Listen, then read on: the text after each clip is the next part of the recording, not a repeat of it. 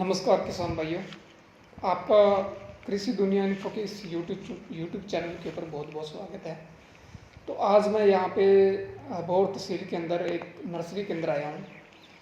तो बहुत सारे जो किसान भाई हैं वो इस बात से कंफ्यूज रहते हैं कि हम हमारे खेत के अंदर जो नए किसान हैं वो किन्नू की, रेड माल्टा, मौसमी और तेजी की जो खेती करना चाहते हैं, तो वो कंफ्यूज रहते हैं कि हम किस चीज़ का बाग लगाएं।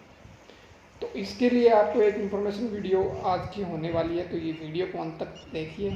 अगर आप इस चैनल के ऊपर नए हैं तो चैनल को कर लीजिए सब्सक्राइब, वीडियो को कर देना लाइक और बेल आइकन को कर लो प्रेस, ताकि आने वाली इस चैनल के ऊपर वीडियो आप तक पहुंच सके। और ज़्यादा से ज़्यादा इस वीडियो को शेयर करना है उन किसानों को जो किसान नया बाग लगाना चाहते हैं, और एक अच्छी इन्फॉर्मेशन के लिए आप अपने किसान साथियों को ये वीडियो शेयर कर सकते हैं।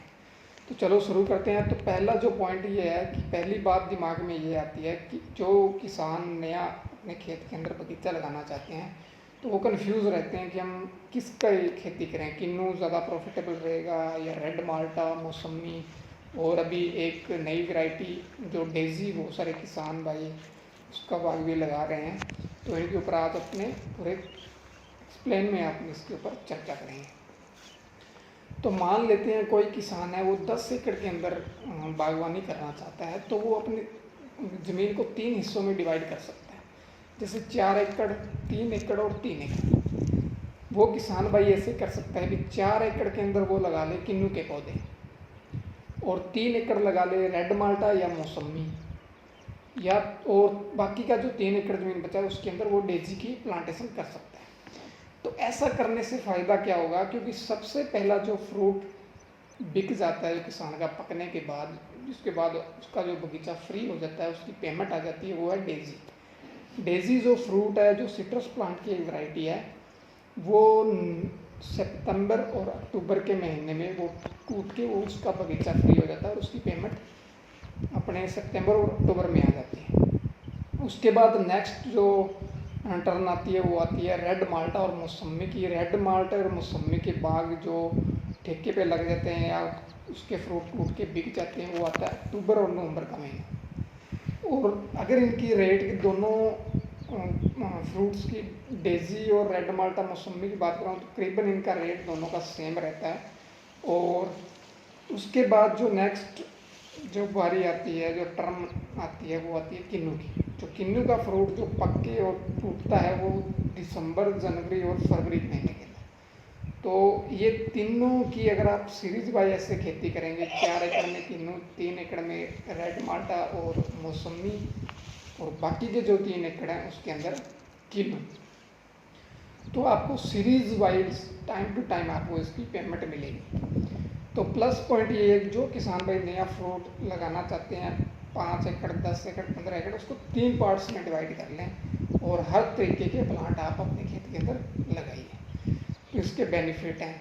अब नेक्स्ट बात आती है कि जो छोटे किसान हैं, जैसे 1 एकड़, कोई किसान भाई 1 एकड़, 2 एकड़, 3 एकड़ में जो किन्नू, रेड माल्टा और डेजी, इनमें से कंफ्यूज है कौन सा बाग लगाएं, तो मेरी उनको राय ये है कि वो अपने खेत में 1 एकड़, 2 एकड़, 3 एकड़ अगर लगाना चाहते हैं, बागवानी करना चाहते हैं, तो वो रेड माल्टा और मौसमी को चूज कर सकते हैं। उसके लिए प्लस पॉइंट है कि जो रेड माल्टा होते हैं उनकी जो फ्रूट्स की जो ड्रॉपिंग होती है, फ्रूट गिरते कम है, एक उनके ऊपर रोग जो है बहुत कम मात्रा में आते हैं, और प्लस इसका एक टाइम से आपको पेमेंट अक्टूबर और नवंबर के महीने में मिल जाती है। तो जो छोटे किसान हैं 1 एकड़, 2 एकड़, 3 एकड़ में जो बागवानी करते हैं, उनके लिए फर्स्ट ये रहता है कि वो आप अपने खेत में रेड माल्टा और मौसमी की ये बागवानी करें। अब नेक्स्ट बात आते हैं कि हमने बागवानी सेलेक्ट कर ली, ये पौधे लें। अगर आप कोई सी भी नर्सरी के अंदर जाते हैं पौधे लेने के लिए तो उसके आसपास में अच्छी तरीके से उस नर्सरी के बारे में रिव्यू ले लें, अच्छी तरीके से पूछ लें भी ये नर्सरी कैसी है, पिछले कई सालों से इसकी नर्सरी किस तरीके से काम कर रही है, ये लोग अपने जो पौधे की प्योंद है वो कहाँ से करते हैं। तो अच्छे तरीके से जानकारी लेने के बाद ही आपको वहाँ से पौधे प्रोसेस करने हैं। और हो सके तो आप पहले जो आपके आसपास अच्छे जो बगीचे हैं, जो एक अच्छे कंडीशन पे खड़े हैं, अच्छे पौधे हैं, वो कहाँ से उन्होंने पौधे लिए हैं, वहाँ से ही आप पौधे लें। क्योंकि कई बार ऐसा होता है कि हम अपनी तरफ से चले जाते हैं और पौधे कई बार सही तरीके से नहीं मिल पाते, तो ये कई सालों की खेती है। तो पौधे खरीदने से पहले आप इन सब चीज़ों का ध्यान रखेंगे। सबसे मेन पॉइंट ये आता है कि पौधे हरे भरे स्वस्थ, किसी प्रकार की बीमारी का शिकार नहीं होने चाहिए। और पौधों के अंदर खास तौर पे आप एक दो पौधे को उखाड़ के आप चेक करवा लें कि उस पौधे के अंदर निमातोड़ की प्रॉब्लम नहीं होती। तो निमातोड़ की प्रॉब्लम आपको बता देता हूँ किसान भाइयों, ये एक प्रकार की कैंसर है पौधों की। अगर किन्हीं कई पौधों के अंदर अगर आप पौधे खरीद के लेके होंगे, कई सारे पौधों के अंदर निमातोड़ की प्रॉब्लम हुई, तो निमातोड़ की प्रॉब्लम को कंट्रोल करना बहुत मुश्किल है। आपके पौधे खेत में लगने के बाद ये पूरे खेत के अंदर फैल सकती है और आपके पूरे बगीचे को ख़राब कर सकती है। तो नर्सरी से पौधे लेने से पहले कई चीज़ें हैं, इनको आपको ख्याल रखना है।